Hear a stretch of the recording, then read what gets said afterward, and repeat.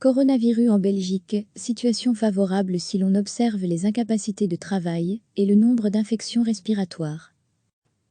Ce vendredi, le porte-parole interfédéral Covid-19 Yves Van Laetem a insisté sur les tendances de deux indicateurs qui lui semblent importants quant au suivi de la pandémie en Belgique, les incapacités de travail, les syndromes respiratoires aigus.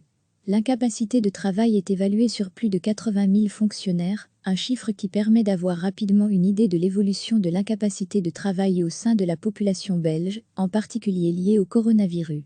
Début mars 2020, cet indicateur était très élevé, avant de diminuer progressivement en avril puis en mai. Il est à présent resté parfaitement stable, comme le montre la ligne la plus sombre dans le schéma suivant. L'indicateur des infections respiratoires est classiquement utilisé par Sciences Anno afin d'évaluer l'importance de la grippe saisonnière. Sur le schéma suivant, on distingue deux pics, en foncé. Le premier concerne la grippe saisonnière, le second le coronavirus, et, durant la dernière semaine, cet indicateur n'a pas montré d'évolution péjorative, la situation paraît tout à fait favorable, a expliqué Yves Van Laetem. Recevez chaque matin l'essentiel de l'actualité.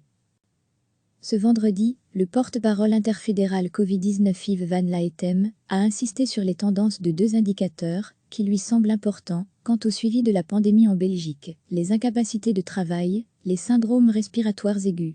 L'incapacité de travail est évaluée sur plus de 80 000 fonctionnaires, un chiffre qui permet d'avoir rapidement une idée de l'évolution de l'incapacité de travail au sein de la population belge, en particulier liée au coronavirus.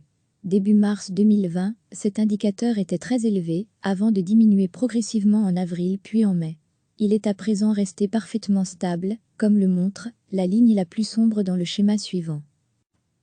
L'indicateur des infections respiratoires est classiquement utilisé par Sciences Anno afin d'évaluer l'importance de la grippe saisonnière.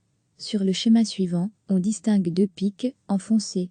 Le premier concerne la grippe saisonnière, le second le coronavirus, et, durant la dernière semaine, cet indicateur n'a pas montré d'évolution péjorative, la situation paraît tout à fait favorable, a expliqué Yves Van Laetem.